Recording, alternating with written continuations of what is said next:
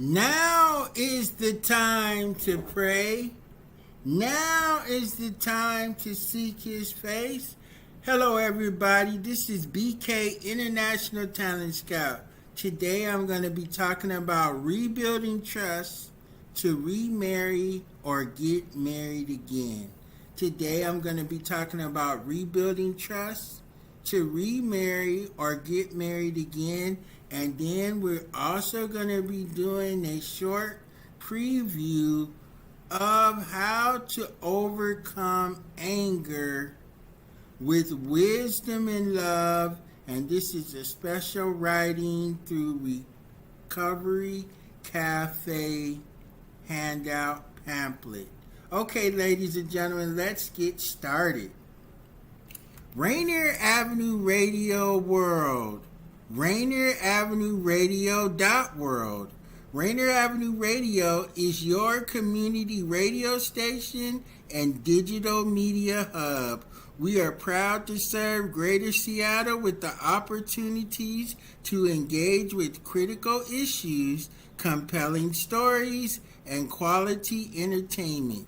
You'll hear over 70 shows including music, sports, local, national news, and talk shows like BK Presents Radio Podcast by members of our community, and we'll continue to broadcast live from our community.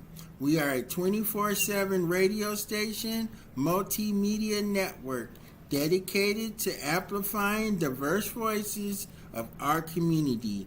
Providers of digital media training to community members to become their own content creators. Advertise with us, RainierAvenueRadio.world@gmail.com.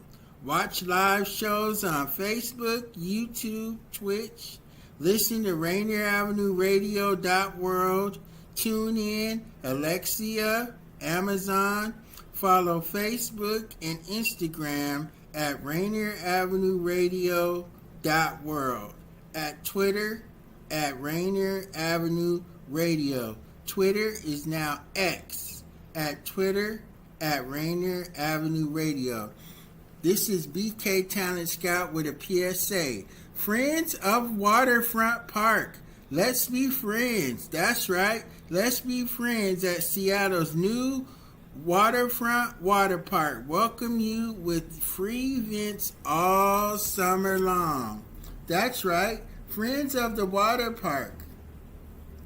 Hi neighbor. Friends of the Water Park is a nonprofit organization responsible for stewarding, programming, and welcoming communities to our city's newest 20-acre civic space, the Waterfront Park. Did you know we organize free, fun, and accessible events all summer? We invite you and your friends and family to join us at the water park for free fitness classes, live music, and cultural celebrations. That's right, friends of the Waterfront Park. Let's be friends again and again and again. All right, ladies and gentlemen, it's time to do this thing. How to rebuild trust. Trust is heartwarming. It allows us to believe in others and open up to them.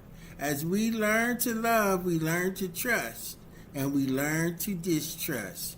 Trust is a major part of the foundation of interpersonal relationships between family, friends, and associates. Initially, trust may seem easily to come by. However, once broken, it can be lost and destroyed by a single moment of betrayal. In front of a fraction of a second, all hope and security can be lost. If a relationship is plagued by suspicion and fear, focus on identifying what trust-building behaviors are. Be willing to extradite a significant amount of energy demonstrating trust-building behaviors. Be consistent. Stay on track. Don't give up. Being able to do this will help us begin the journey of rebuilding and sustaining trust for a lifetime. rebuilding and sustaining trust in a new relationship. Building and sustaining trust to what? Rebuild trust, to remarry or get married again, or start a whole new relationship. The trust that others put in us should never be taken lightly. Abusing and breaking trust is like snatching the rug right out from under others and ourselves. When that rug is snatched and you fall tumbling to the ground as you hit the surface, your life, your marriage, your relationship flashes before you in nanoseconds. You see the best of the best. You see the worst of the worst. Rebuilding trust is doable. It takes work on a daily basis. It takes time, commitment, and dedication. Acknowledge. Sometimes you know up front that you have said or did that has broken trust. So acknowledge it.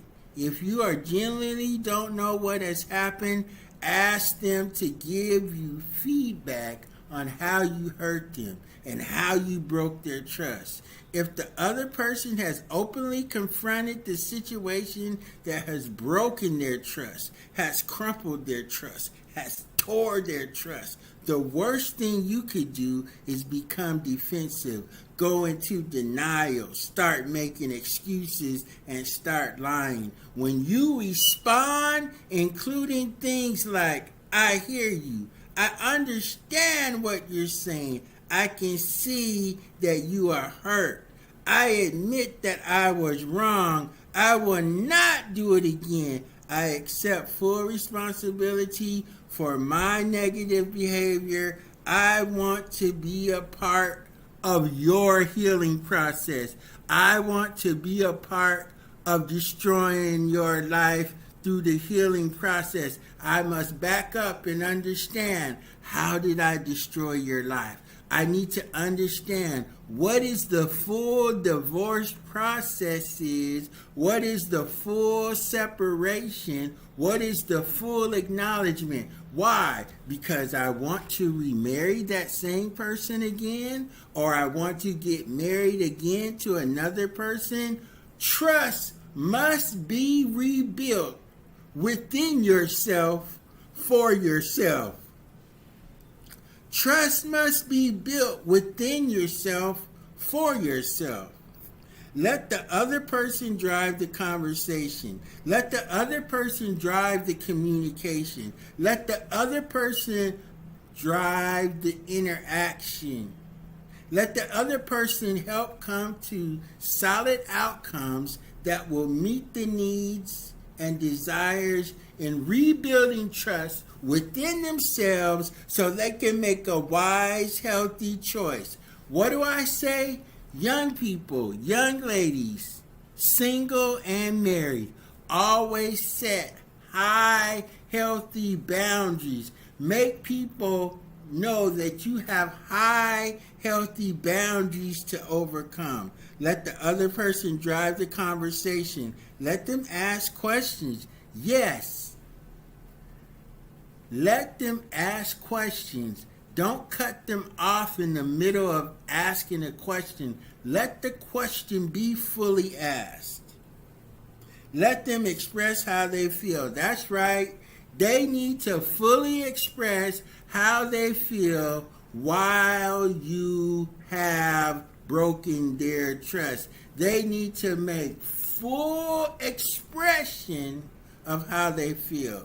It doesn't matter if they cry. It doesn't matter if they yell. It doesn't matter if they cuss. It doesn't matter if they write a letter. It doesn't matter if they request and demand that you go to counseling. It doesn't matter that they bring into accountability that they're going to share with family and friends what you have done to breaking the trust.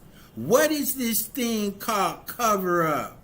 Where you have been bruised and broken to the point that you want to continually Cover the person that has destroyed you. Cover the person that manipulates you and never want to mention the wrong things that they've done. You want to cover it up. When you cover it up, you are part of the destroying factor of your own life. You are part of the destroying factor of someone else's life when you decide to unhealthy cover up the shame, the blame, the disregard, the actions, the annotations. When you cover up their wrongdoing, you are part of the wrongdoing. If you don't do this, you are stuck in time. If you don't do this, you're stuck in the mud. If you don't do this, you're going to let it happen again and again and again and again, like a broken record of mishandling of your life. The broken record of mishandling your traumatic trauma. They broke the trust. Make them rebuild the bridge. Then you must learn to apologize. That's right. You must learn how to apologize the right way. When building trust, it is important to give the right type of apology at the right time, in the right situations, in front of the right people. I'm just going to take something to drink.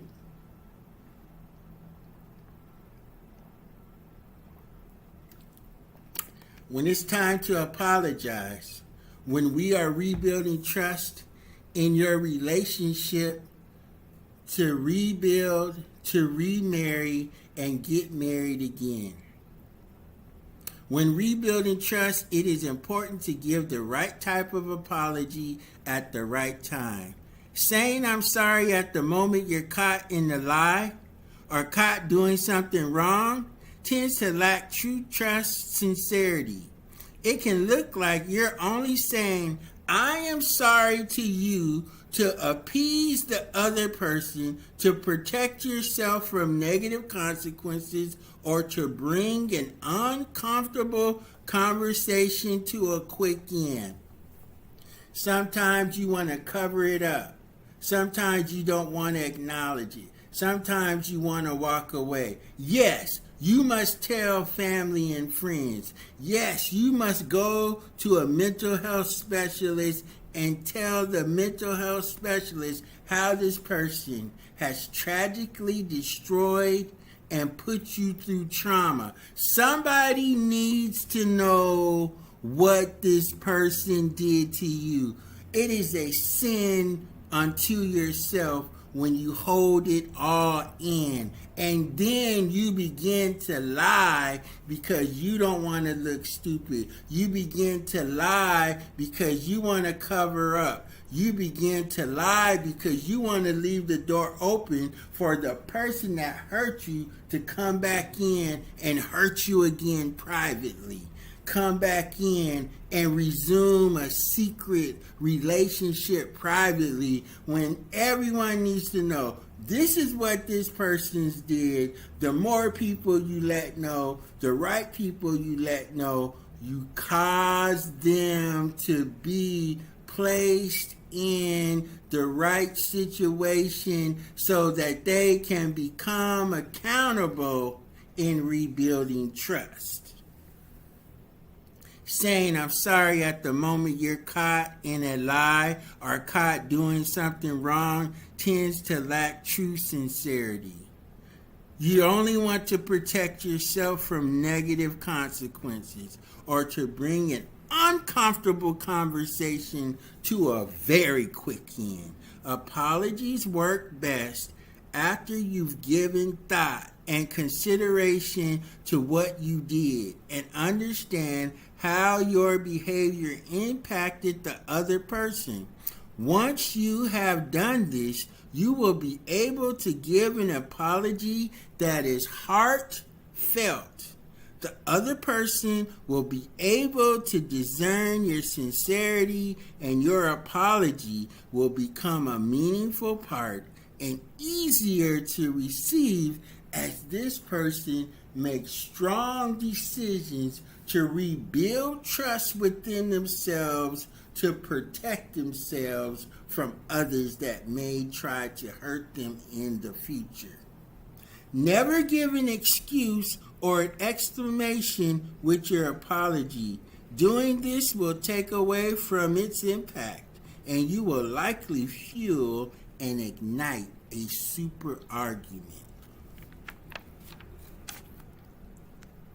These apologies sound like this that will ignite an argument.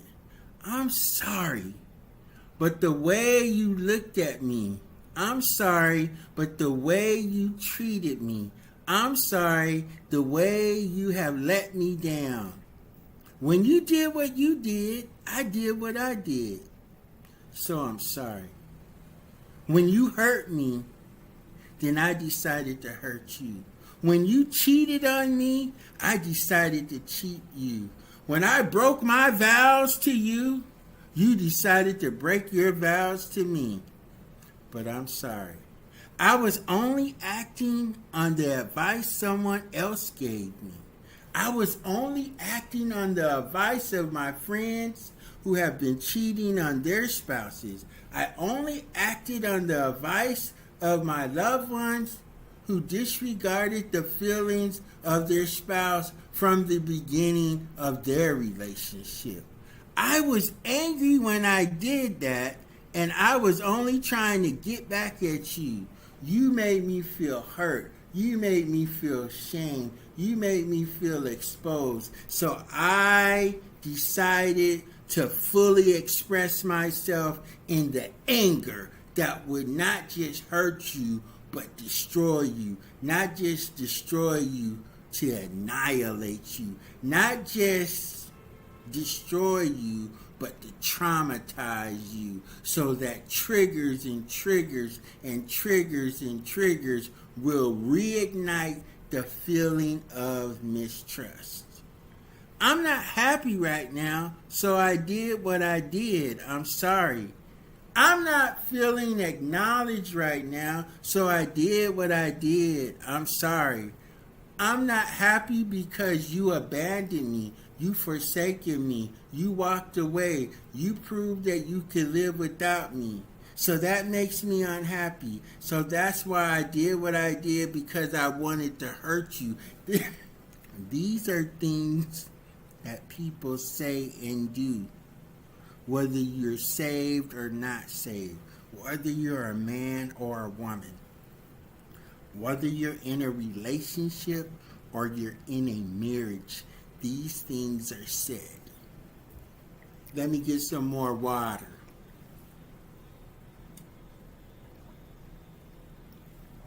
My topic here is rebuilding trust to remarry or get married again. When I get depressed, I tend to do these kinds of things. I'm sorry. When I get angry, I tend to do these things. I'm sorry. When I begin to feel anxiety, I tend to do these things. I'm sorry. When I feel separated, I tend to do these things. I'm sorry. When I am abandoned, I tend to do these things, but I'm sorry. Other people have done these things to me, and that's why I do them to you. I'm so sorry. Only provide an explanation when you are asked. The best way to apologize is to say you're sorry for the harm you have done, or I'm sorry for the harm I have done unto you, and leave it at that. Let the apology stand on its own. A good apology sounds like this: I apologize for what I did, or I apologize for cheating. I apologize for lying. I apologize for misleading you. I know what I did was wrong. I will not do it again. I will seek out help through a therapist. I will make myself accountable to accountable people. Please forgive me. A sincere apology is powerful. Saying I'm sorry at the right moment, at the right time, can lead to 8 significant things that will better your life. Saying I'm sorry will lead to forgiveness of yourself, of your spouse, of your marriage, of your family, and forgiveness comes through forgiving yourself, forgiving the person that hurt you, forgiving the situation that brought on the distrust. Saying I'm sorry will rebuild trust so that you can what? Remarry or get married again. Saying I'm sorry will provide an openness where heaven can rain down blessings on your life. Will provide an opening to fully hear and fully see your future beyond your painful existence. When you say I'm sorry, you can begin to gain respect from family and friends, and you can begin to respect yourself again. When you say I'm sorry, you can go back to having intimate intercourse, intimate lovemaking, intimate kissing, intimate outings. That's what saying I'm sorry. It opens the door for genuine intimacy between you and the person that you love. When you say I'm sorry, you start the wheels of healing. Begin to heal your mind, heal your body, heal your soul, heal your relationship, heal your family, heal your business, heal your church, and heal your future. Restoration of the mind, body, and soul. When you say you're sorry, then you start the process of rebuilding your life, rebuilding your soul, rebuilding your business, and rebuilding your relationship. When you say you're sorry, you start the process of reconciliation, meaning making things as though it never happened again or it never will happen because you set high, healthy boundaries. You are rebuilding trust to do what? To remarry or get married again. You are rebuilding trust so that you can go in your life a fully healthy state of mind, state of being, reaching out, meeting new people with fresh ideas, fresh relationships, and new love that can be exchanged between new people. Some people rebuild trust to get healed, to remarry the person that they married. That's right. Trust is a boundary. Trust is an unknown boundary that has shaped our existence. To trust is to love without fear. If the truth be told, trust is followed by jealousy, an unknown entity in the world of love. It is a fear held by all, but revealed by few. The world is not a perfect place. It holds heartache, disappointment, anguish. But the world of love can be a wonderful thing. With sorrow comes friendship. With pain comes passion. But at the basis of them all lies trust, the beginning of all and the oasis of life. Trust is the foundation that we must pursue in the face of love, for without it, it leaves us without nothing but fear. Trust is a foundational boundary that we must build on. Trust, my thoughts and my feelings. For me, trust is fragile. Trust begins with first loving yourself. Trust begins with first looking at your faults. I know someone who trusts me when They open up themselves and they show me the things that they've done in the past that have hurt others, but how they've taken the time to go to counseling, how they've taken the time to become accountable, how they've taken the time to go to Alcohol Anonymous, how they've taken the time to go to Celebration Recovery. Why? So they can have a healthy, trustful relationship that will help not only trust again, but love again. When someone trusts me, I exemplify myself unto them by first listening to their story, listening to their truth, and listening to their failures. I extend trust when I stop, create an atmosphere to openly communicate about shortcomings, to openly communicate about failures, to develop a plan in advance what to do when trust is broken. I feel betrayed when someone betrays me, mistrusts me, and misuses me. If trust is betrayed, I'm likely to get angry. I'm likely to cheat. I'm likely to fuss. I'm likely to run away. Trust can be restored when you take the time to acknowledge your wrongdoings. You take the time to get counseling. You take the time to get accountability factors in your life. You take the time to go to Alcohol Anonymous. You take the time to be a part of Celebrate Recovery. You take the time to not just look at your failures, but understand your failures and how to correct your failures through organizations like Alcohol Anonymous and Celebrate Recovery. I would like to read a poem to you, Our Deepest Fear, by Marianne Williamson, A Return to Love. Our deepest fear is not that we are inadequate. Our deepest fear is that we are powerful beyond measure.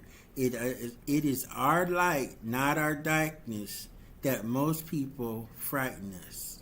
We ask ourselves, who am I to be brilliant, gorgeous, talented, and fabulous? Actually, who are you not to be brilliant, gorgeous, talented, and fabulous? Your playing small does not serve the world. Your playing small does not serve your relationship. There is nothing enlightened about shrinking so that other people won't feel insecure about who you are and the way you are.